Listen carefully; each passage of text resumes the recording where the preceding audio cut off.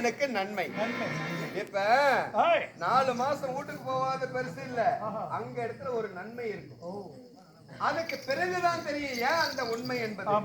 ஏன் அப்படி செய்தேன், யாரு எல்லாம் செய்தேன், இதெல்லாம் தெரியாது. அந்த நித்தனை தன்னை பித்தனாக்க வேண்டும்.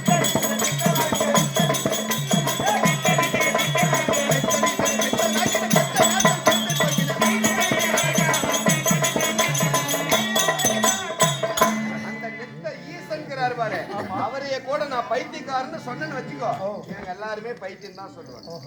ஆனா அது மட்டும் இல்லப்பா, எங்க அப்பாவுடைய சிரத்தை கூட நான் அறுக்குவேன், பயப்படவே மாட்டேன். காரணம் என்ன? ஏன் காரணம் என்ன? என்ன சுவாமி? இது தூர்வாச மகாமுனிவர் கொடுத்த சாபம் உனக்கு. நான் எங்க பிறந்தவன்? எப்படி சுவாமி? நானு யாகாளி வீட்டுல பிறந்தவன்பா.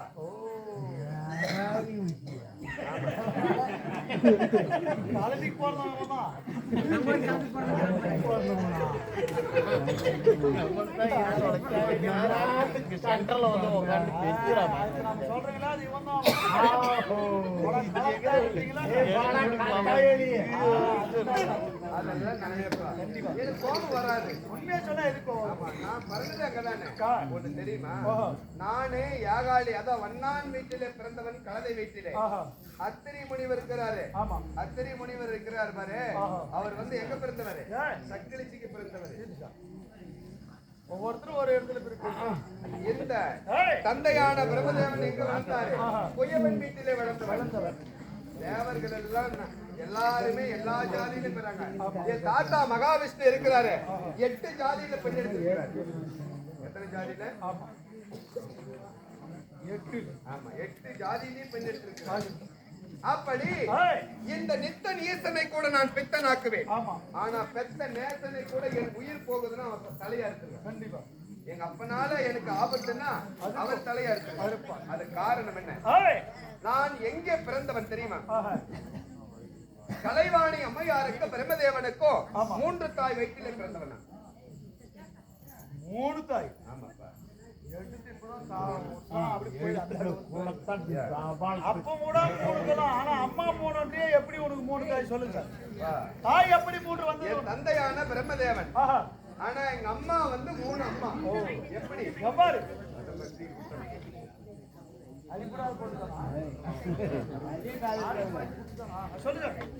அந்த யாரு 3 தாய்?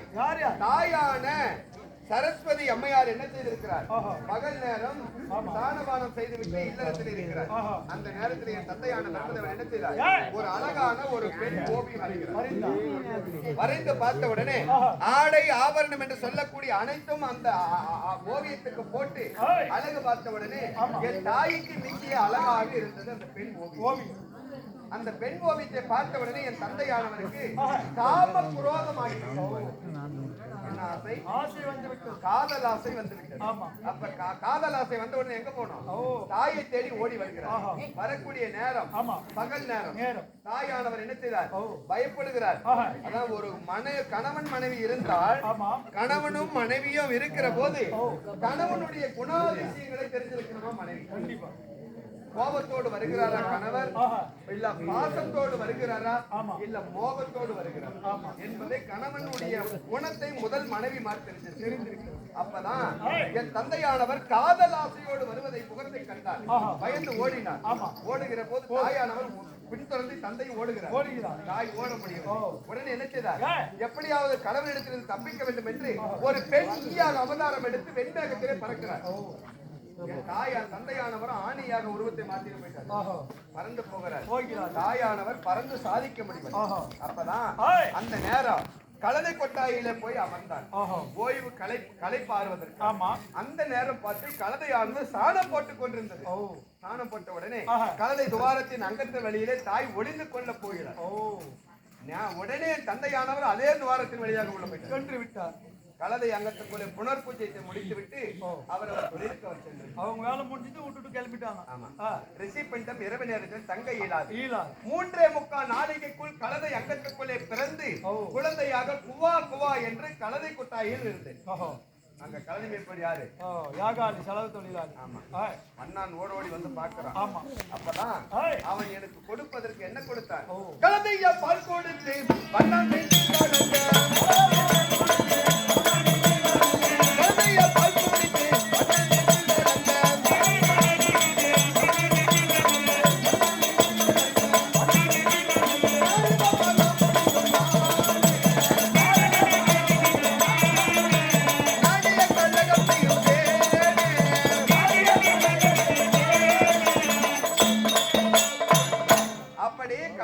வயிற்றிலே பிறந்தாலும் கலவையினுடைய பாலை குடித்து வண்ணான் வீட்டிலே நீண்ட நாள் வளர்ந்து.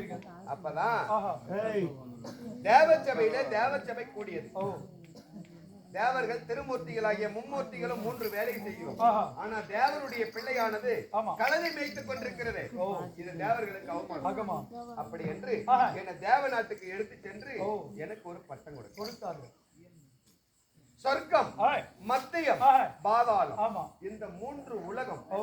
இந்த 3 உலகத்தில் அடங்கி உள்ளது 14 லோகங்கள். 14 லோகத்திலே 4 திசை இருக்கிறது, திக்கு 8 இருக்கிறது. 14 லோகத்தையும் ஒரே நொடிக்குள் சுத்தி வர வேண்டும் என்று கட்டளை. அப்ப நான் ஒண்ணு எனக்கு வேலை கொடுத்து ஓடி பாக்குறேன். இந்த 14 லோகத்தை ஒரு நொடியில் சுத்த முடியுமா? ஒரு நொடிக்குள்ள சுத்தி வர முடியாது சாமி. சுத்தி சாதிக்க முடியும். உடனே தாத்தா சிவபெருமான் இடத்துல சொன்னேன், எனக்கு இந்த வேலை வேண்டாம். நான் கலதை மேய்த்து வண்ணான் வீட்டிலே கூட சோறு தண்ணி கஞ்சி, பழைய கஞ்சியா 10 வீட்டு கஞ்சி கொடுப்பாங்க. நல்ல சுவையா இருக்கும். அதை குடிச்சு வளர்ந்துக்கிறேன். அப்படித்தானப்பா? உடம்பு பிடிக்காது. அது புடசு கஞ்சி. அப்பதான் கலகம் மூட்ட முடியும். அப்பதான் தாத்தா சொன்னார், அதுக்கு உபதேசம் வேண்டுமெனா கைலாயவா, அதுக்கு தகுந்த வழிமுறை சொல்கிறேன் அப்படி என்று கைலாயம் போனேன். போன உடனே எனக்கு என்ன செய்தார்? பிரவண மந்திரத்தை கற்றுக் கொடுத்தார். பிரவண மந்திரம் என்ன? நினைத்தால் நினைத்த இடத்தில் இருக்கக்கூடிய மனோவேதம். அந்த மந்திரத்தை கற்றுக் கொடுத்து இந்த மந்திரத்தை மறக்கவும் கூடாது, பிறருக்கு சொல்லவும் கூடாது. உனக்கு பலிக்காது. உடனே யோசித்து மந்திரம் மறக்க கூடாது என்று அந்த மந்திரத்தை ஜபித்து கற்றுக்கொண்டே வருகிறேன். மறந்துடுவேன். அப்பதான் துருவ மண்டல வழியாக வந்து கொண்டிருக்கிற போது அங்க தூர்வாச மகாமுனிவர் பார்த்தார். நாடுதா நில்லு, என்னடா முணமுணக்கிற? ஏதோ சொல்ற, அந்த மந்திரம் என்னமோ சொல்லிட்டு போறியா, அந்த மந்திரத்தை எனக்கு கொடு, சொல்லு. அப்பதான் கேட்டேன். கைலாயம் சென்று பிரவண மந்திரத்தை கற்றுறாரு. அப்பதான் எனக்கு பொய் சொல்ல தெரியாது. அப்பதான் சொல்றான், எனக்கு இந்த மந்திரத்தை கற்றுக் கொடு. நானும் உன்னை போல 14 லோகம் ஒரு நொடி சுத்தி வருவேன். அப்பதான் தாத்தா சொன்னது நினைவுக்கு வந்தது. பிறருக்கு சொன்னால் பலிக்காது. அப்பதான் தூர்வாசன் இடத்துல ஒரே ஒரு பொய் சொன்னேன். என்ன சொன்ன? கைலாயத்தில் கற்ற பிரவண மந்திரம் துருவ மண்டலத்தை வந்து மறந்து விட்டேன் குருநாதா. மறந்து விட்டேன். பொய் சொல்லிவிட்டேன். அப்பதான் தூர்வாசன் என் மந்திரமானது மனதில் அறிந்தார்.